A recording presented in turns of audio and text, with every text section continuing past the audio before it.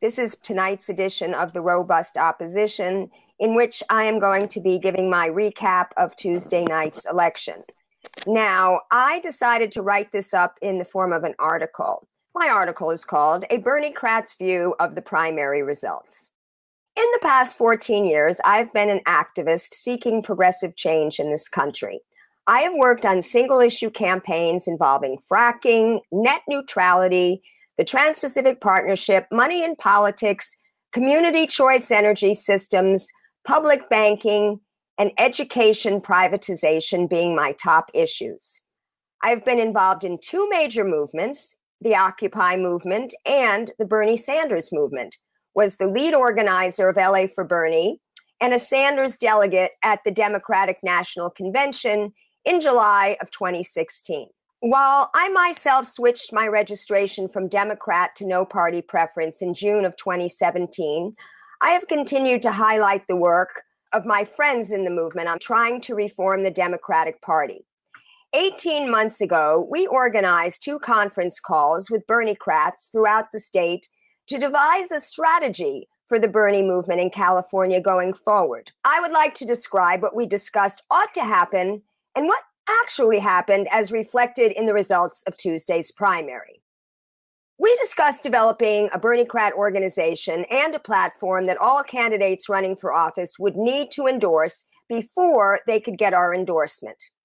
If we were unable to get a candidate to endorse our entire platform, we discussed running our own candidates. Next on the call, we talked about tracking existing legislation, supporting progressive bills and killing regressive ones, as well as holding elected officials accountable for how they voted.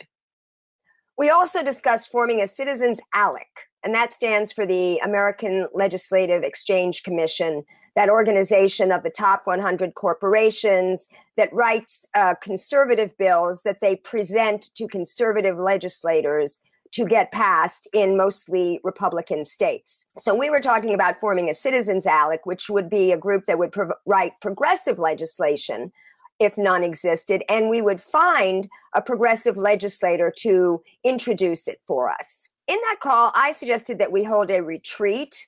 We were talking about San Luis Obispo, I remember, as a place sort of halfway in between LA and San Francisco. And at this retreat, we would break into working groups and talk about how we would accomplish these various goals. Now, unfortunately, this did not happen. And part of the reason had to do with the leadership of the Progressive Caucus of the California Democratic Party, which is the largest caucus in the CDP. They decided that electing Kimberly Ellis instead of Eric Bauman as chair of the California Democratic Party was the most important job that progressive delegates could do at that particular time. And I myself supported Kimberly Ellis, as people might remember, by helping with her videos and live streaming, because I was not in favor of Eric Bauman, who I dubbed Boss Bauman. In May of 2017, as most people remember, after almost unseating Bauman, Kimberly lost by a few dozen votes, and she gave it the old college try, contesting the election.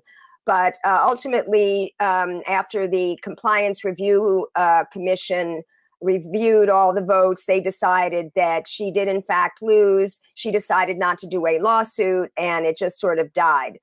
But by then, the movement, the Bernie movement, if you will, had dispersed into many different electoral campaigns across the state, with people having heeded Bernie Sanders' call to run for office. So what we should have done at that point over a year ago was gotten together and picked a few races where we had good progressive candidates who could actually win and focus our donations and our volunteer time on those races. Instead, anyone who wanted to run did, and the results on Tuesday night were mixed. So now we get into the results. Let's begin with the Senate race. While the Retire Feinstein campaign I started with San Francisco Berniecrat Ben Becker got Feinstein to hold her first two town halls in 24 years, we did not have a heavy hitter willing to stand up and run against Dianne Feinstein. I know that people tried to recruit Barbara Lee. She wasn't interested. And so people waited, including David Hildebrand, who was the first to enter in the race. But because nobody did, he had the courage. David Hildebrand is a legislative analyst for the state. He had the courage to throw his hat into the ring and do an all-volunteer campaign. He didn't really spend a lot of time raising money. He, like I said, used volunteers and was very creative with social media to get the word out. I had him on my show, for example. And then Kevin DeLeon came in at the end to challenge Dianne Feinstein. And that was because he had nowhere to go. And I discussed this on my show the other day, so I'm not going to get into why Kevin DeLeon challenged Dianne Feinstein, but he did. However, not being a corporate-free candidate, many Berniecrats doubted how progressive he would be, despite a generally strong record on the environment and on immigration. Several Berniecrats did support Kevin DeLeon because they were very happy with his stance on the environment and immigration. And they also thought that he was responsible for pushing SB 562, the single-payer bill, through the state Senate. And I feel that was an easy lift because I think he knew full well that it was going to die in the assembly so he could look like a hero. So I don't give him as much credit as some others do for that. But by the time he entered the race, the three corporate-free candidates, David Hildebrand, Allison Hartson, and Pat Harris, were already well into their campaigns, and nobody was dropping out, and nobody should drop out, quite frankly. However, they never really raised enough money to compete in the state, which, in my mind, put in the whole question, the strategy of running corporate-free. Now, it's one thing when you have one person, Bernie Sanders, who's running for the top office, the presidency. Then you can be competitive with big money by getting small dollar donations from progressives throughout the country, as Bernie did. But when you are running for a state office, especially a state as big as California, there are many, many, many other progressives running for federal, state, and local offices, competing for those very same small dollar donations from those same people. So my opinion is, until, I'm not saying that, progressives should start taking money from corporations. I think you can still rely on small dollar donations. But until we can get campaign finance reform, which includes not only overturning Citizens United, but also overturning Buckley versus Vallejo, which says that individuals can spend as much money as they want on their own campaigns because money equals speech.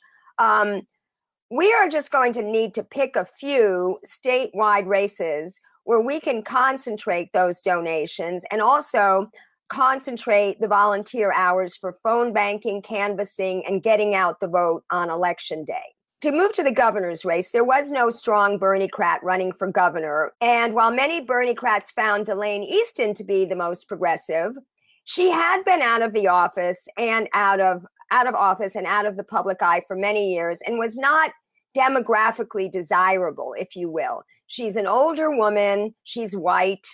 However, and this is interesting, she is a woman. So ironically, in the year of women candidates all over the country doing well and the Me Too movement, I didn't see that she got any support from the traditional women's organizations or even women voters for the most part. And, I don't really understand why that is. Villaraigosa was a non-starter because of his support of and by charter schools. John Chung was wishy-washy on Bernie's key issues like banning fracking, Medicare for all, tuition-free public college. Gavin Newsom, who's clearly progressive on the social issues and professed support of single-payer, is perceived as cozy with real estate developers and tech millionaires who support him financially. Because our movement did not form the one big organization with the platform that we could ask them to, pledge support to, he will become our next governor with us being unsure of whether he will in fact support our issues. The most progressive candidate running for a statewide office was clearly Gail McLaughlin, the former Green Party mayor of Richmond, who is part of the famed Richmond Progressive Alliance, whose candidates won several elections despite being outfunded by Chevron, which, prior to the establishment of the Richmond Progressive Alliance, pretty much ran the city of Richmond. So Gale supported Medicare for all, a ban on fracking, 100% renewable energy, a state bank, community choice energy, the repeal of Costa-Hawkins and the Ellis Acts, statewide rent control, and many more of our progressive issues. I mean, she was perfect. She was endorsed by over 30 Our Revolution groups in the state, Our Revolution being the organization started by Bernie Sanders after his campaign ended. However, Gale ran as no party preference. She did not run as a Green because she wanted to be in a more inclusive kind of ballot status. But that resulted in her not being able to be endorsed by any Democratic clubs, even though many Democratic club members and officers and delegates supported her privately and may have even, campaigned privately for her, contributed to her. She campaigned throughout the state, setting up local progressive alliances in several communities. She, like Elaine Easton, ran as a corporate-free candidate, accepting no money from corporations. Her race was generally seen as the bellwether race for whether Bernie's model of running on many small dollar donations could work at the state level. And unfortunately, as I said before, I believe that the answer is no. You need a lot of money to run statewide in California. Gale raised about $250,000 and ended up getting only 3.6% of the vote. Her major opponents, Ed Hernandez, the establishment choice, raised $2.8 million, much of it from big oil and big pharma, and came in second with 20.7% of the vote. The winner, Eleni Kounalakis, who got 23.4% of the vote, gave herself $4.2 million, and she got $4.8 million from her wealthy real estate developer father. And most significantly, while Gale got the endorsement of the national Our Revolution endorsement, which sent out emails and text messages for her, she did not get Bernie's personal endorsement like she did in 2014, which is more crucial in my opinion. Now, here's where I knock Bernie, which I do periodically, but this time I think he sort of deserves it. Bernie did not make any personal endorsements in California, which is incredibly regrettable, seeing as he has repeatedly called for people to run for office. He made 3 appearances in Southern California last Saturday on behalf of workers' rights and racial justice. Important issues to be sure, but he could have had a huge influence on the primary election had he weighed in on some of these races. He appeared in Orange County for Disney workers and did not even use that occasion to campaign against the recall of Josh Newman, who the California Democratic Party deployed many resources to support. But 60% of the district voted to recall him for having voted for the gas tax. Later that day, Bernie went to Carson, a community being decimated by toxic fossil fuel projects. He could have endorsed Maria Estrada, who was running against Anthony Rendon, he shelved the state single-payer bill, one of Bernie's main issues, and Bernie didn't endorse her. And in LA, he could have endorsed Dave Jones, who would have been exactly the kind of reformist attorney general that Bernie supports for DA. In fact, Bernie was there in Los Angeles with the Real Justice PAC, which is spending money to elect progressive reformist DAs. There were about 6 of them running in California. Only one of them won, San Bernardino County. I haven't heard that Bernie made a personal endorsement of any of them, and yet he was out here supporting that cause. And he also could have supported Alex Villanueva, who actually did come in second. He is in the runoff. He is, while not perfect, he is a reformist candidate for LA County Sheriff. And in all these 3 places, he should have asked people to vote for Gale, and he could have done some campaign appearances with her. He could have sent an email to his large California list, or recorded a robocall, or even simply mentioned her name on the stage. Was it because the party endorsed Ed Hernandez and Gale was running as NPP? Maybe. But then why wouldn't he have spoken out for Josh Newman, who was the choice of the California Democratic Party and was fighting a recall? In any case, don't get me wrong, it was great that Bernie came out for those causes. But in addition to not endorsing, his appearance came at a very bad time because candidates were trying to get volunteers across the state getting out the vote for them, doing last minute canvassing. And instead, all the Berniecrats were online. Well, not all of them, but many of them were online, thousands of them, waiting to see Bernie and actually listening to Bernie in one of his 3 appearances. So, getting off Bernie now, as far as the other federal offices, there were many first-time candidates who had never held even a local office or even an elected position in a volunteer organization who chose to run for Congress here in California. Many of them ran in districts where Republicans outnumbered Democrats by a huge majority. Many ran where the Democratic incumbent was pretty popular, even if they were establishment. And those great Berniecrats, I have to say, siphoned off donations and volunteer time for races that we could have won, and we still could win. Now, I'm not saying that one must be a professional politician to run for office in this country, but I do believe that one should have headed up some sort of nonprofit or volunteer organization or even an issue campaign within their district so that they had a built-up constituency to run for office and use that constituency to get elected rather than being completely unknown. The only thing they have to their name was that they supported Bernie Sanders. I think it is imperative to get out there in the district and knock on as many doors as possible. Cara Eastman, who I had on my show, who headed a nonprofit organization in Nebraska, beat the Democrat who was endorsed by the party primarily because of her ground game. Her campaign knocked on 60,000 doors, and they asked people, what are the most important issues to you?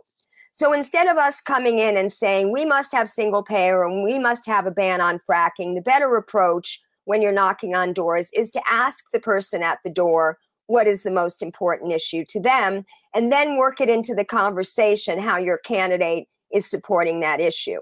And that's the way you turn a non-voter or someone who is unlikely to vote into a voter. And that's the only way to do it. And I feel that the Bernie Sanders campaign and a lot of these traditional Democratic campaigns tend to go for likely voters. And when they go for likely voters, they're going to want, the establishment candidates, in my opinion. I think what these first-time candidates need to do is run for an office like city council or school board. Progressive Democrats or progressives in general need to build up a farm team in the way that the Tea Party did. And that's how they were able to take over the Republican Party. Now, Kimberly Ellis mentioned this many times during her campaign, that our California Democratic Party rested on its laurels, knowing that we have a supermajority in the legislature and all the constitutional offices. But if the California Democratic Party under Eric Bauman fails to do this farm team that I'm talking about, there is no reason that an organized Berniecrat movement could not do it. There were other progressive candidates for Congress who ran in districts that were targeted by the Democratic Party, red to blue, because the Republican advantage was small, and several of those districts went for Hillary in 2016.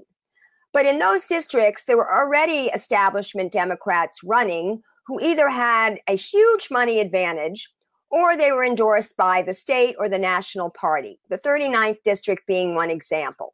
Two corporatist Democrats, millionaires, Gil Cisneros and Andy Thornburn, spent lots of money battling it out. Cisneros won, but if you add up all the the votes for the Republican candidates, they still beat the votes for all the Democratic candidates by 10 points. So that's going to be a very difficult district to win.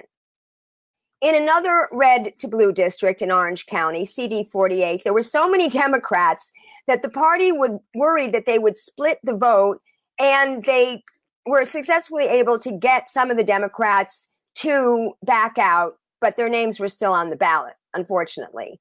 In that race, two establishment Democrats, Harley Ruda and Hans Kierstead, one was endorsed by the National Party and the other was endorsed by the California Party, engaged in scorched earth tactics against each other to the point where Eric Bauman had to intervene and get them to cut it out. There were progressives in the race, but even the Berniecrats were split on who was the most progressive. And I ended up not endorsing in that race because I couldn't get a clear read on who the real progressive was. And as you know, I did a series called Will the Real Progressive Please Stand Up? It's too close to call. You know, they're still counting absentee ballots and provisionals and whatnot. So either Ruda or Kierstead will be in the runoff against Dana Rohrabacher and will probably win. One of them will win because Dana Rohrabacher's numbers are very low. But if it's Ruda, he used to be a former Republican and has given to Republican candidates. So he's hardly what I would call a progressive. Similarly, in CD 49, Colonel Doug Applegate almost beat Darrell Issa in 2016 when he was the only Democratic opponent. He actually had the courage to take him on. And he almost beat him. Like I say, I think it was 1,600 votes he lost by. Now, in 2018, Issa decided to retire, and two establishment Democrats entered the race. Mike Levin, who billed himself as an environmental lawyer, even though he represented fossil fuel interests, he was supported ultimately by Indivisible and a group called Flip the 49th at the end of the race. We talked about this on my show last Sunday. And ironically, the latter organization, Flip the 49th, was started to support Doug Applegate in 2016. And Sarah Jacobs, a young heiress to the Qualcomm fortune, who had not held any job for more than a year, also ran. And she was endorsed by Emily's List. She raised the most money. But also on my show last Sunday, we talked about dark money from former Republican Bill Bloomfield and Blue Dog Democrat founder and current defense and fossil fuel industry lawyer Ellen Tauscher funded Mike Levin's vicious personal attacks on Applegate in the last months of the campaign, causing Applegate to come in third and causing Levin to make the runoff against actually he came in fourth, Doug Applegate, and Levin made the runoff against Republican Diane Harkey. And as I said, Levin is no progressive. So that's probably a race he could win if Jacobs and Applegate endorse him. But quite frankly, I'm not going to lift a finger for that man after what he did to Doug Applegate. And I really hope that people watching the show don't either. I mean, to me, it's not a matter of just flipping a district blue if the Democrat is not going to be a real progressive. And that's why I left the, Democratic Party. So now, while McCarthyite Maddow, which is my little hashtag for Rachel Maddow, wants to say that Democrats are not shut out of winning congressional seats in California, I would say that progressives are. I mean, I know that certain progressive organizations backed Katie Porter in CD 45 and Katie Hill in CD 25, but there are doubts about whether their policies will be ultimately establishment or progressive. So in both cases, winning would be an uphill battle, even if they get all the votes of all the other Democrats, which is far from certain. So now let's discuss the state Senate and the state assembly races where progressives fared better. The following are just some of the progressives who made the runoff. These are the ones that I personally am familiar with. Audrey Denny, Amar Campa Najjar, Rodolfo Barragan, Kenneth Mejia, Julia Peacock, James Zelaya, Maria Estrada, Elizabeth Warren, Robert Rivas, Alex Villanueva, and possibly Jovanka Beckles, because she was lagging by 182 votes behind Dan Kalb. And there are still absentee ballots being counted up there in her district, District 15. I looked over the numbers of all these races that I just named, and the Republican has too much of a lead to lose in most of them, in my opinion. Again, this is my opinion. I was just counting the numbers, though. So while I, of course, am not calling for them to stop campaigning or for their supporters to stop donating or volunteering, I would like to see the rest of our Berniecrat progressive movement flock to the following races that I will now name. I think if we can win these races in November, we can show that Berniecrats can indeed be a force. If we publicly say, these are the races that we are getting behind, and then we win them, I think that would be a real major accomplishment.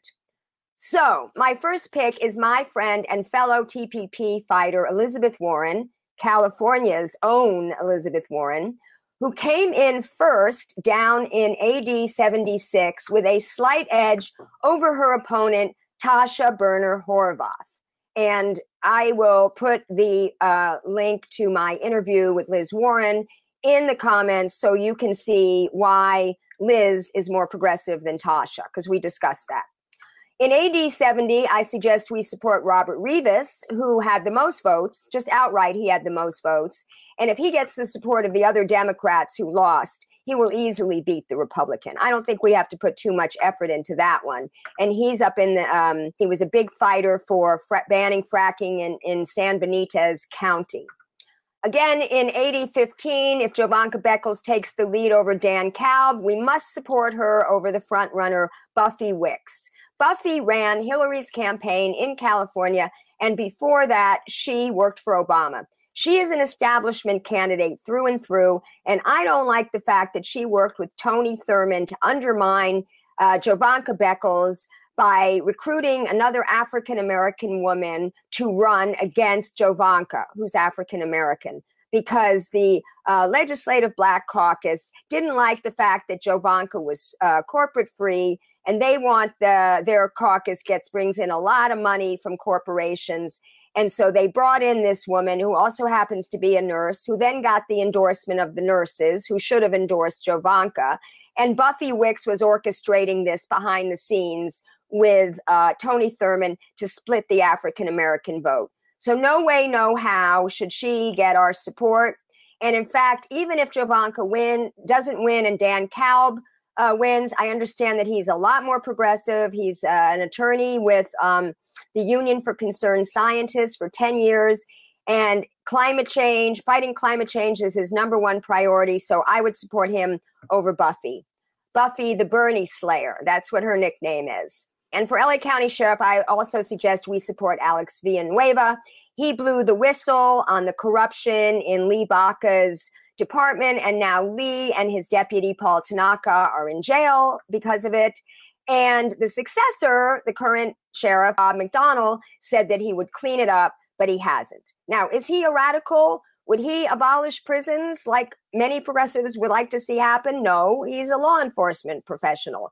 But he is a reformer. He will clean up the corruption. And I had extensive conversations with him about how policing should be done, about how mentally ill people should be treated and not incarcerated, how there should be rehabilitation and not punitive treatment in jail.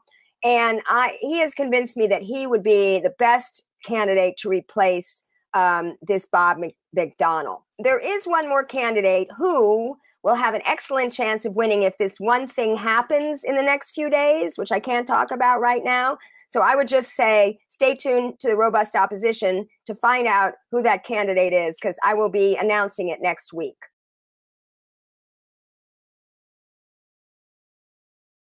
So now, one final comment I want to make on Tuesday's primary relates to turnout. As usual for midterm election, there was very low turnout. But you would expect to see higher turnout with more progressives engaged in the political process after, Bernie Sanders' run. And even with more liberals engaged, the Mick resistance there fighting Trump, all the indivisible people. I think that the real problem is that people are really turned off to politics because they think that it doesn't make a difference whether they vote or not. And while I understand why they think that, if they don't vote, there will be no change for sure. It will become a self-fulfilling prophecy. We in grassroots movements, and I do believe that social change comes from below, from grassroots movements, pressuring elected officials. We can agitate and advocate all we want, but if we don't have elected officials that can enact our policies and our programs, there is no change. It's as simple as that. So it was very disheartening for me to hear while I was driving to the polling place on Tuesday that the mail-in ballots for people over 65 were 5 times higher than the mail-in ballots for people between 18 and 34. And maybe that's just because older people are used to being vote by mail. I hope so.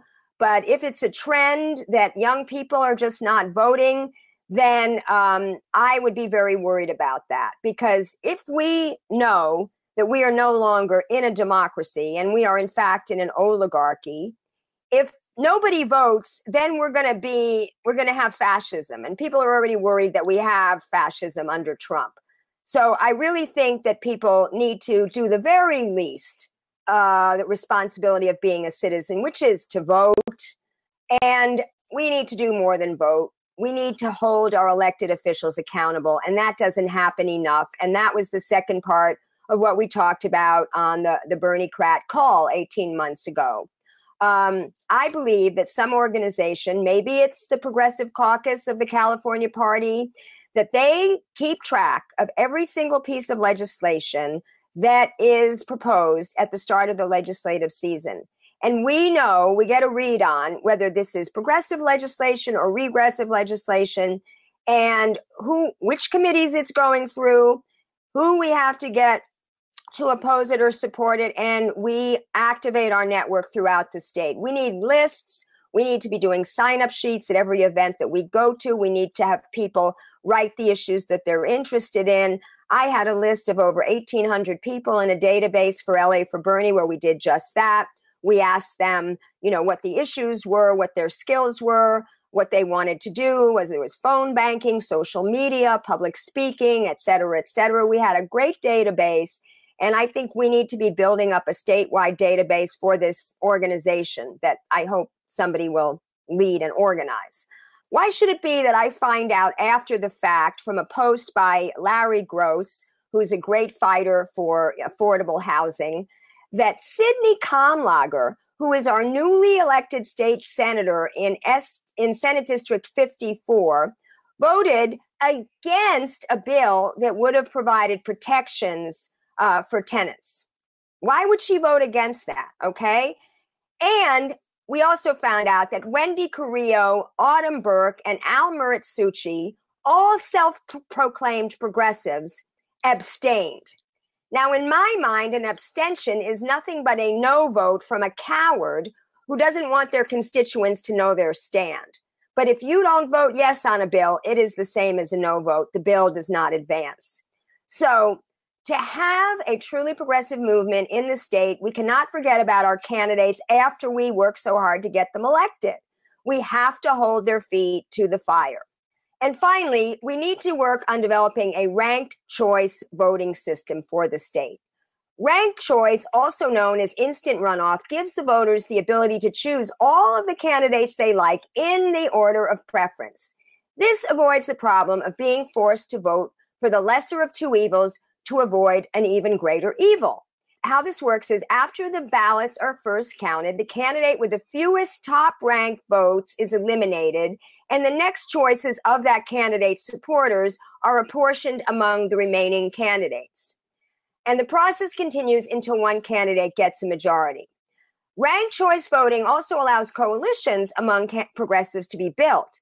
Now, just now on Tuesday in the San Francisco mayor's race, they used ranked choice voting. The two progressives in the race, Mark Leno and Jane Kim, asked their supporters to rank themselves first and the other one second. So even though the establishment candidate, London Breed, got the most votes, Mark Leno is currently in the lead and may become the new mayor when all the ballots are counted. Now, Senate candidate David Hildebrand, who I dual endorsed with Pat Harris, and who everybody acknowledged was the policy wonk in the race. He's a legislative analyst for the state, as I mentioned earlier. He posted today that he's working on an initiative to reform voting in our state, which will include ranked choice voting. So when he's got this initiative more fleshed out, I'm going to have him on my show to talk about it, because this is a very exciting thing. We all know that our voting process is flawed, and we can't have fair elections unless we have fair voting. So in conclusion, many of our progressive Berniecrats are regrouping after this primary election, planning for November's general election and beyond. And one of the things they will be addressing, hopefully, is how to be more strategic. So I hope they take up some of the suggestions that we came up with in the conference call 18 months ago that I have reiterated here tonight.